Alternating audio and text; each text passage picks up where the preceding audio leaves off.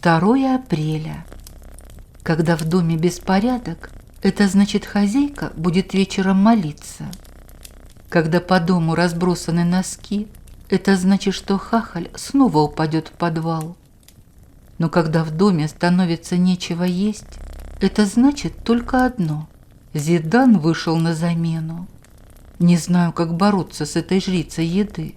Действительно жрица, по-другому и не скажешь. 3 апреля. Нашли с котом кассету с надписью XXX. Сказал коту, что это фильм про хахаля, хозяйку и Халка. Спрашивает, почему тогда на штанах Зинаиды Захаровны написано XXXL. Сам не знаю. Наверное, хорош хомячить, харя лопнет. 4 апреля. Сегодня в 5 утра Халк сказал, что достиг просветления и заново родился. Интересно, это как-то связано с тем, что Зинаида Захаровна перевернулась на другой бок, и Халк снова смог дышать. 6 апреля. Голуби стали прилетать каждые 5 минут и рассказывать какую-то чушь. Халк сказал, что нужно отключить хамелеон. Совсем уже с катушек съехал от своей медитации. Хамелеона ему отключить, а утконоса ему не обесточить. 7 апреля. Кот случайно зашел в ванную, когда там мыла Зинаида Захаровна. Просит, чтобы я посмотрел, не лопнули ли у него глаза. Я больше переживаю за то, чтобы не лопнула ванна. 9 апреля. Приходил друг хахаля. Оказывается, у этого хмыря еще и друг есть.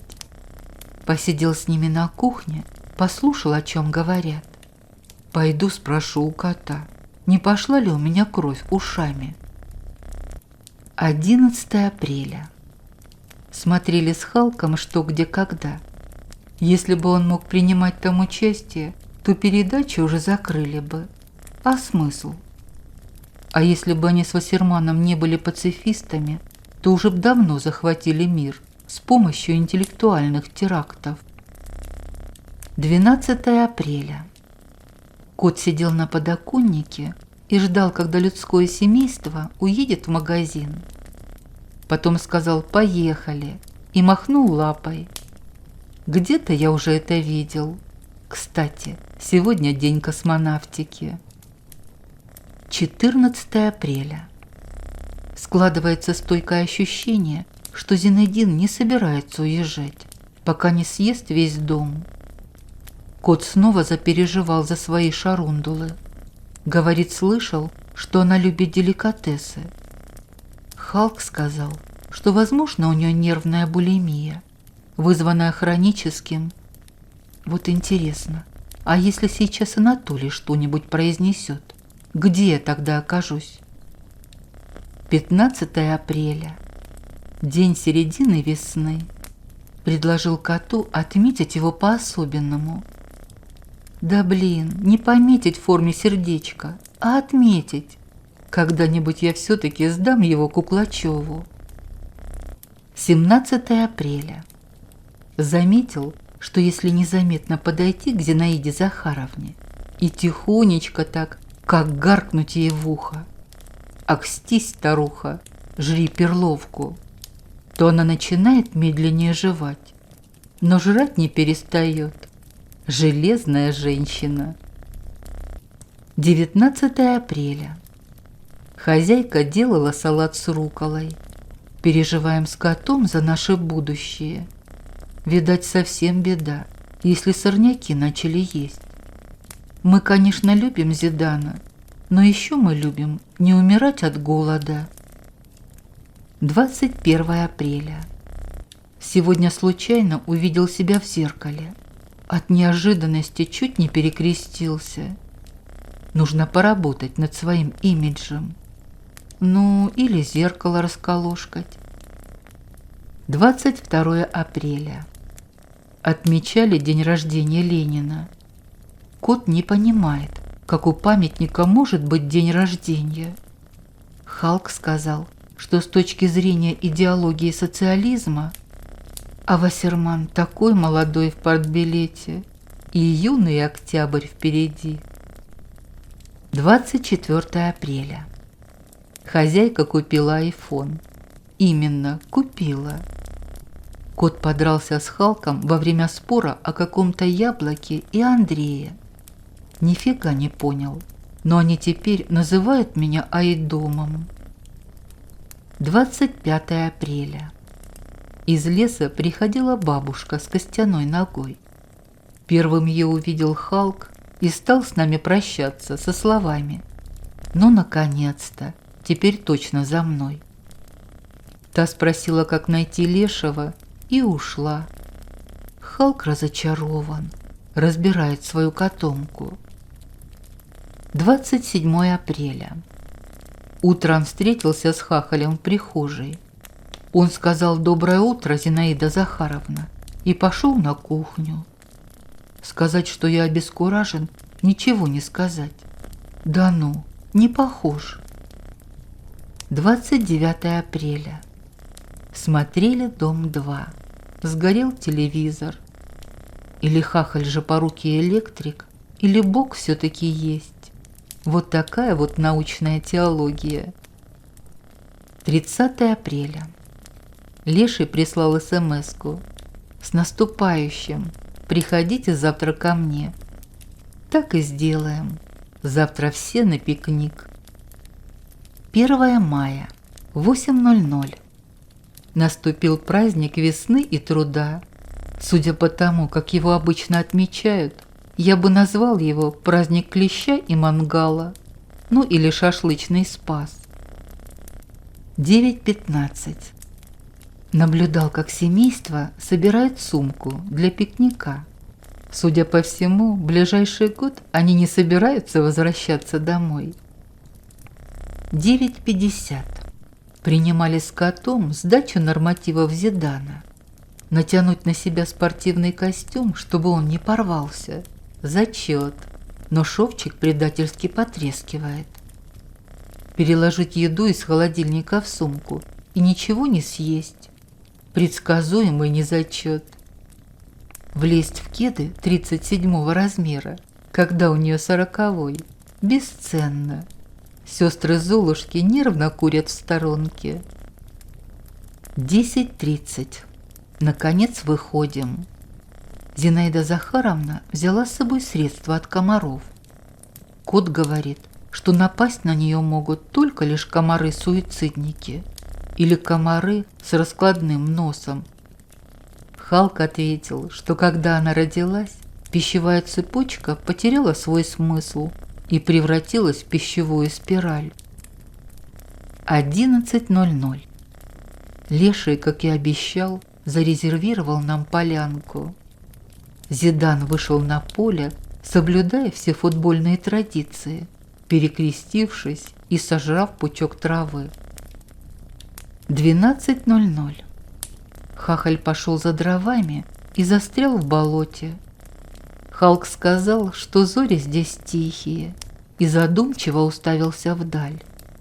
Его логика иногда напоминает мне лицензионное соглашение.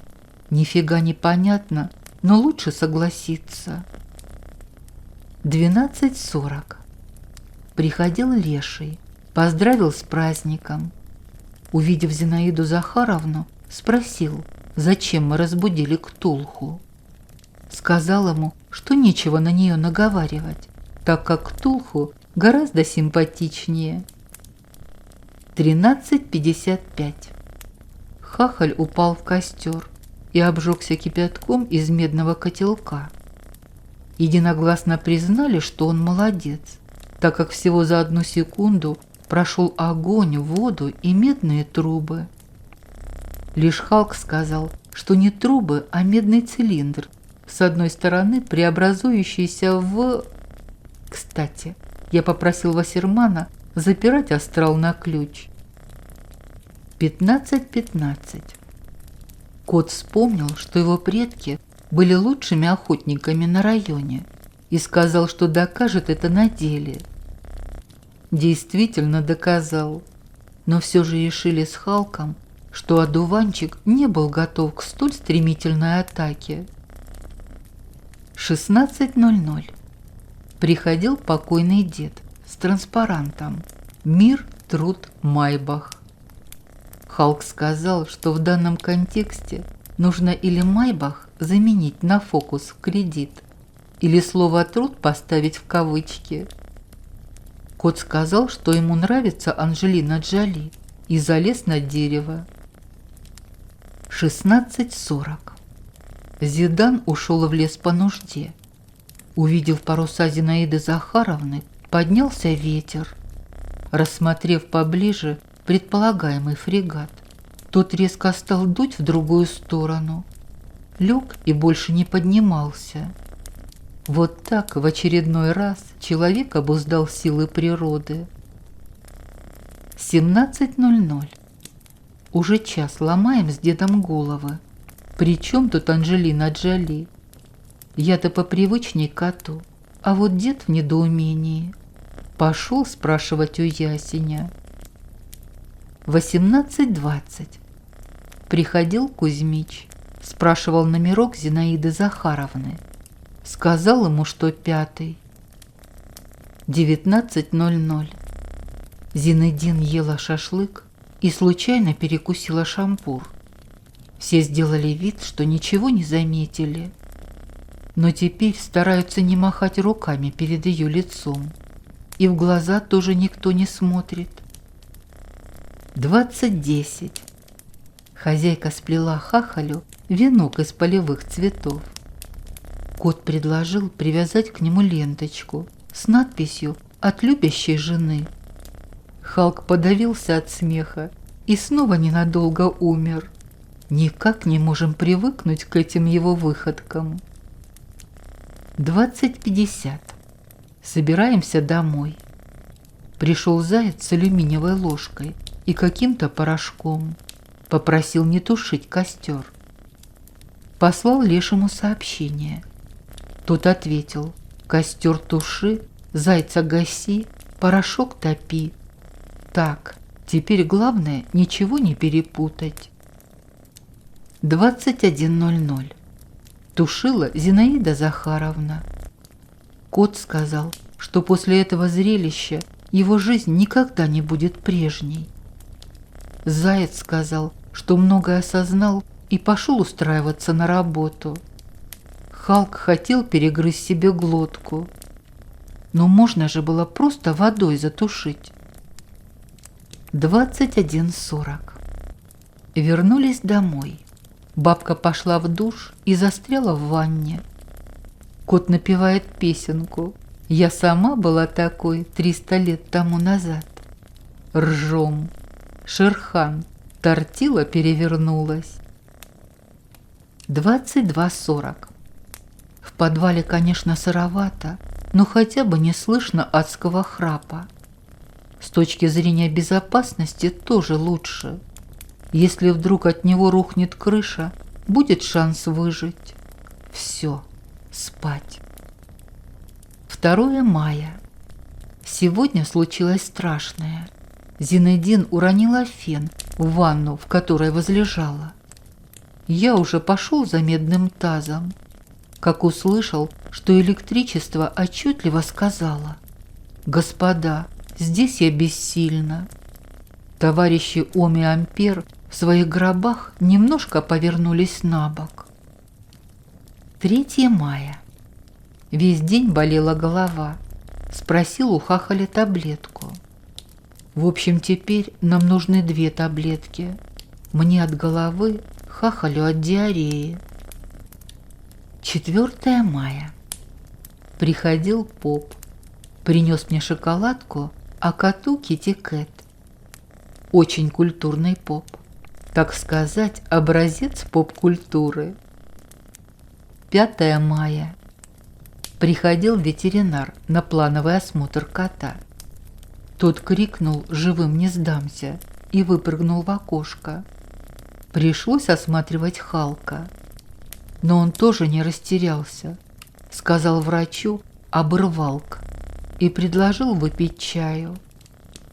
я вбил последний гвоздь в крышку гроба платной медицины, спросив у него, почем нынче почки для народа. Доктор пробурчал что-то про паленый морфий и ушел, не попрощавшись. 6 мая. Кот второй день ржет над словом «отнюдь». Боюсь, что если я скажу ему «эпистолярная громозека», то его вообще разорвет на части. 8 мая. Приходил соседский мальчик и кричал у ворот «Вова дома?». Сказал ему, что правильно говорить не Вова дома, а домового. Какой необразованный седой мальчуган. 9 мая. 10:00. Приходили немцы, поздравляли с праздником. Но как-то не радостно, что ли, не искренне. Может, из-за деда, который во время поздравления лупил их совковой лопатой. 11:00. Отправил поздравление Лешему. Он у нас тоже ветеран, даже медаль есть, партизана Великой Отечественной. Эх, немцы, немцы, знали бы вы в 41-м, кто против вас, кроме людей, воевать будет. Сами бы своего хоббита пристрелили. 12:00. Хахаль выменял у Кузьмича сломанную пишущую машинку в обмен на ящик водки. Притащил домой со словами «Принимай аппарат». Вот махнул, не глядя. Решили с Халком, что скажем ему о его дурости завтра, так как сегодня его фраза звучит двояко. 15:20. Наблюдал, как Зидан ест хлеб, и пришел к выводу, что если бы Зинаиду Захаровну в начале войны забросили в Германию, то мы победили бы на 2 года раньше. 18:50. Кот тоже выразил свою гражданскую позицию, нагадив на соседней БМВ. Ну а что? У каждого свой день победы. У кого-то порохом пропах, а у кого-то и не порохом. 22:10. Зинаида Захаровна уснула раньше обычного, поэтому вместо салюта победы пришлось смотреть храп победы. Пришел дед, попросил, чтобы мы заглушили танк, так как немцы убежали рыть окопы. 10 мая. Заметили с Халком, что пока у нас живет Зинедин, дом просел на 5 сантиметров. Кот сказал, что видел, как утром 2 крысы из подвала покидали наш дом. Все бы ничего, но Хахаль зачем-то припер домой надувную лодку. 11 мая. Ночью попытался слегка придушить Зидана, напомнив, что пора бы уже и честь знать. Та открыла глаза и спросила, к добру или к худу. Честно говоря, даже растерялся от такой постановки вопроса. Сказал ей к чертям собачьим и побыстрее. Кинула в меня Библией и захрапела пуще прежнего. А Библия сильная книга, в смысле тяжелая. 12 мая. Пойдем другим путем. Ночью сказал Хахалю, что Зинаида Захаровна, когда его нет, всегда добавляет к слову «зять» неприличную рифму. Хахаль сразу разгадал это слово, причем заорал его на весь дом, и второй раз огрел меня Библией. Сектор-приз на барабане, блин. 13 мая. Приходил Кузьмич, спрашивал, какие цветы любит Зинаида Захаровна. Сказал ему, что съедобные. 14 мая. Хахаль выбивал во дворе ковер, а мы дури с зайца. Теперь не знаем, куда ее девать. Кот предложил подкинуть Зинедину и вызвать полицию. Халк сказал, что если он так сделает, то негативной энергией испортит свою карму, и при следующей реинкарнации... В общем, Вассерман забрал и выкинул в портал. 15 мая. Кузьмич сказал, что пригласил Зидана на свидание, просил сходить с ним. Чего не сделаешь ради пакета молока, придется идти. 16 мая, 10:30. Наступил день Ю. Так мы назвали этот день с котом, потому что именно эта буква очень напоминает силуэты Кузьмича и Зинаиды Захаровны, когда они стоят рядом. 11:00. Начались сборы. Если бы она в прошлой жизни была Гитлером, то война бы и не началась, потому что он бы все 4 года простоял на границе, решая, на какую сторону зачесать челку, а потом бы расстроился и убежал плакать в немецкий туалет. Это прозвучит странно, но я очень жалею, что Зидан не был Гитлером. 12:30. Все-таки челку налево. Кот проспорил свою миску. А нет, направо. Или все-таки налево. Халк говорит, что мы сейчас похожи на зрителей большого тенниса. Да на ее лице можно и в гольф играть. Бедный Кузьмич. 14:00.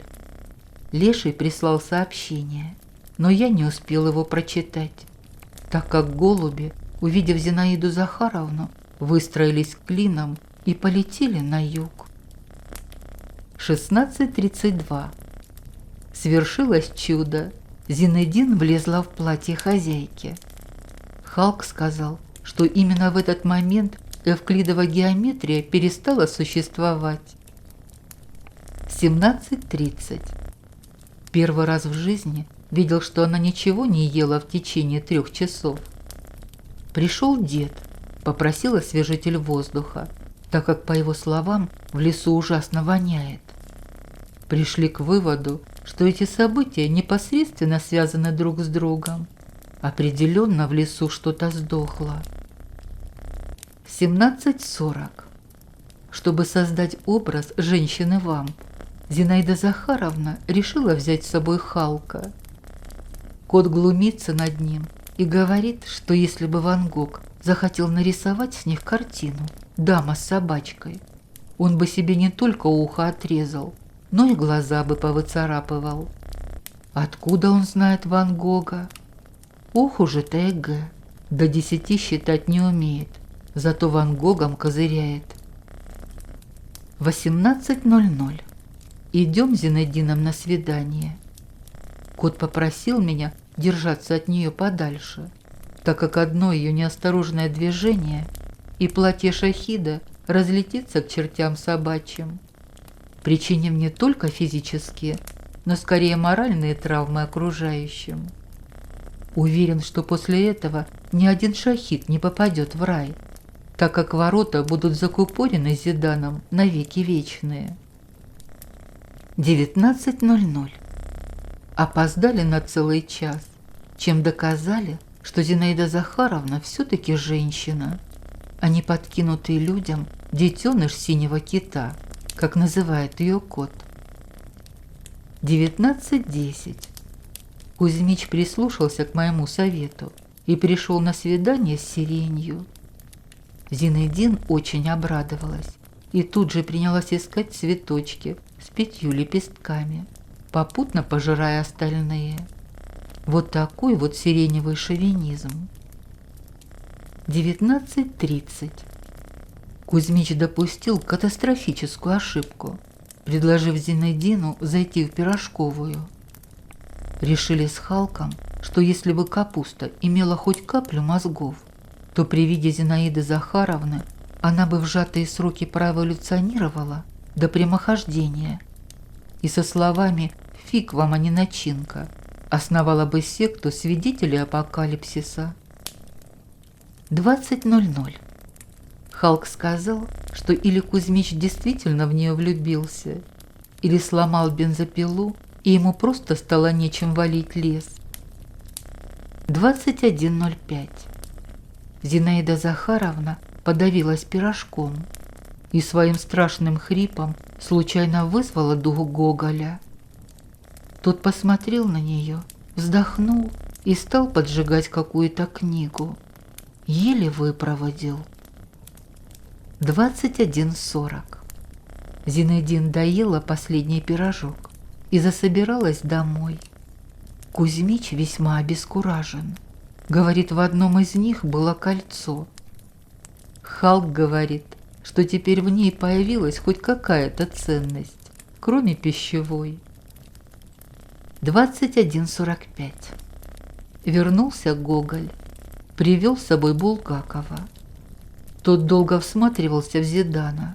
Потом сказал: «Нет, Коля, это не Вий». И они ушли. 22:40. Кузьмич вызвался проводить нас до дома. Халк говорит, что неизвестно, кто кого будет провожать. И действительно, по пути домой несколько гопников сами подошли к Зидану и отдали ей свои мобильники. Кузьмич говорит, что просто они, как и он, поражены ее красотой. Ну да, а побежали они, наверное, искать холст, чтобы запечатлеть прекрасное. 23:30. Ох и Кузьмич, мы-то думали, что он дуркует, а он на самом деле сделал ей предложение.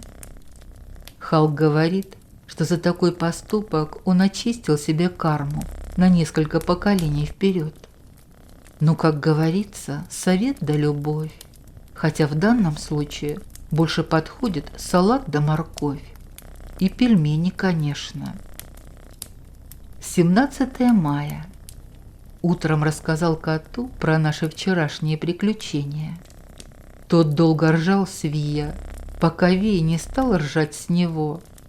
Оказалось, что это просто деда покусали загробные пчелы. 18 мая. Свадьбу назначили на начало июля. Халк в кои-то веки решил пошутить и сказал, что если Зинаидин бросит за спину букет, то он с большей долей вероятности станет искусственным спутником Земли. Вассерман от смеха выпал из астрала. 19 мая. Приходил парикмахер стричь Халка. Так получилось, что одновременно с ним пришел наш культурный поп с презентацией новых ароматов от Кадилос. В общем, путем несложных сопоставлений Собакевич теперь Халк Растрига. 20 мая. Полнолуние. Кот весь вечер доставал Халка с просьбой познакомить его с какой-то Беллой. Пришел дед, предложил познакомить его с Крупской. Кот сказал, что не доверяет женщине, которая 90 лет не может похоронить своего мужа. 21 мая.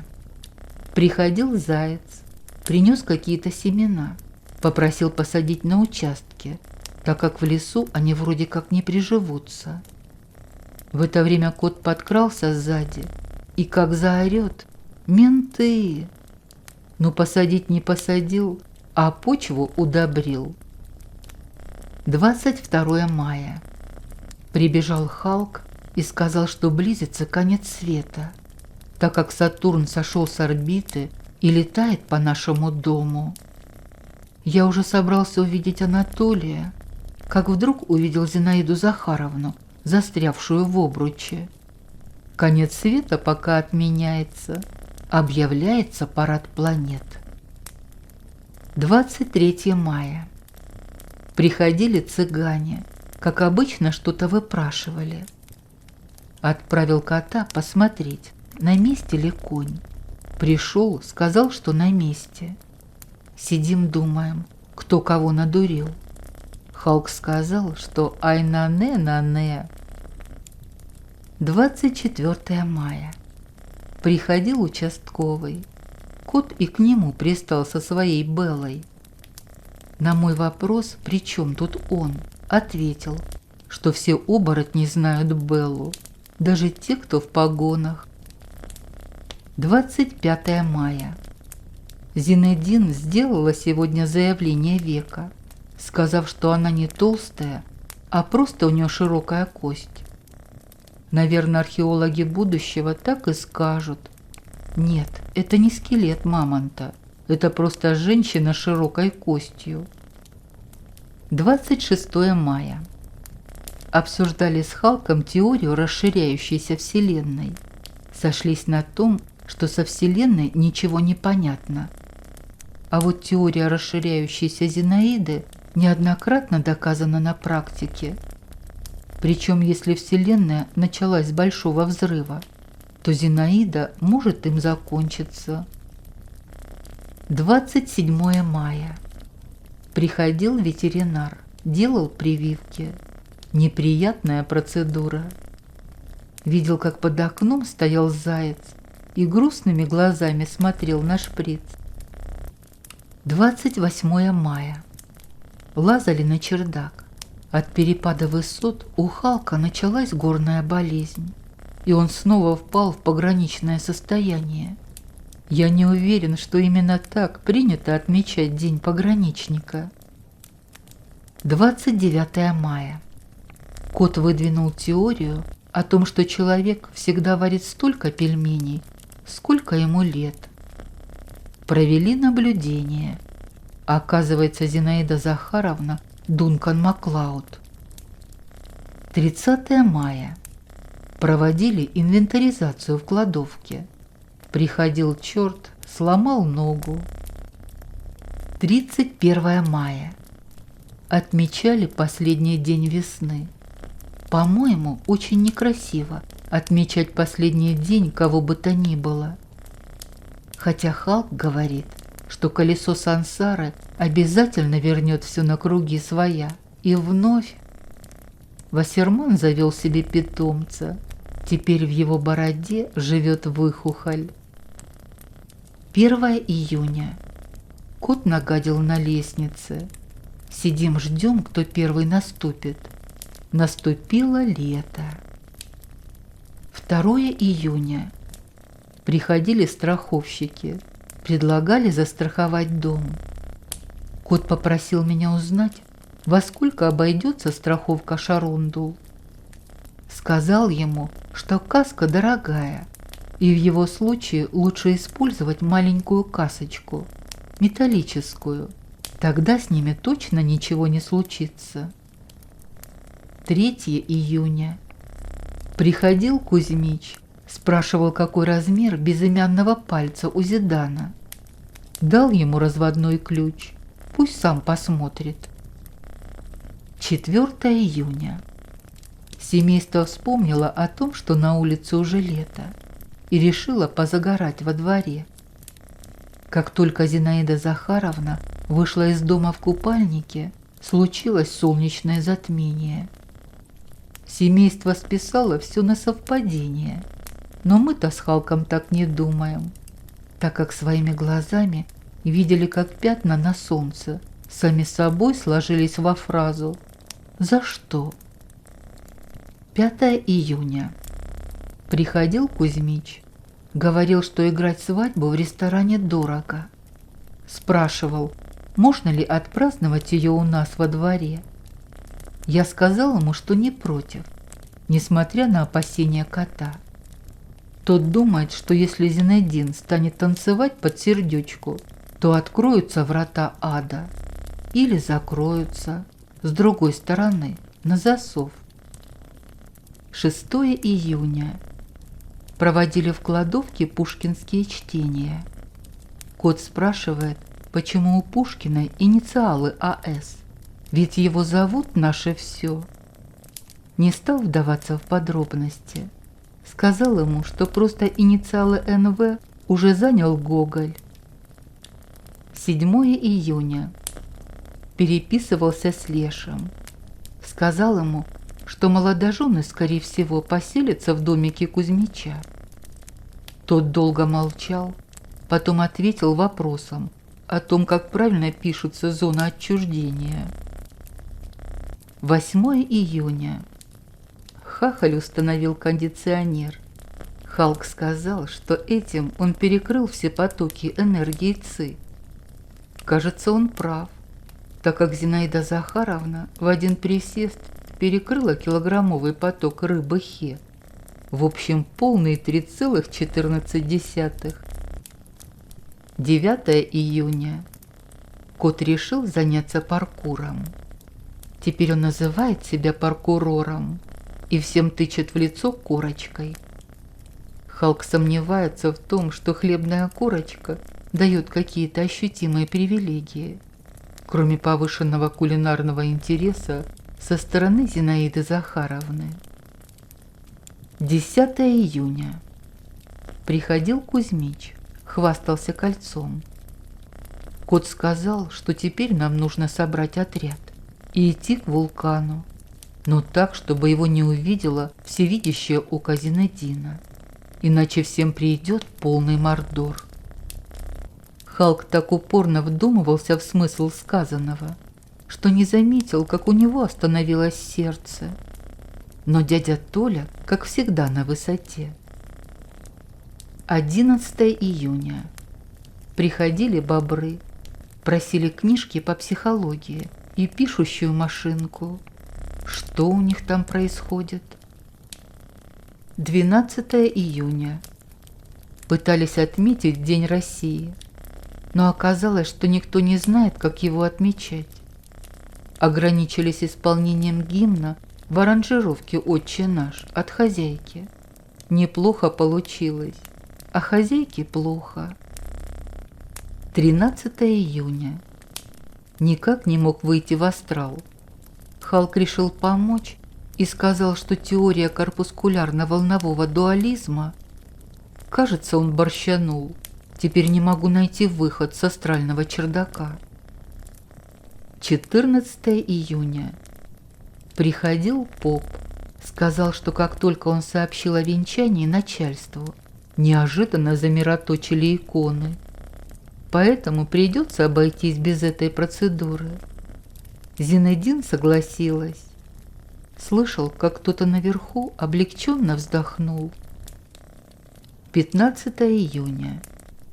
Приходил Кузьмич. Советовался, какой выбрать галстук.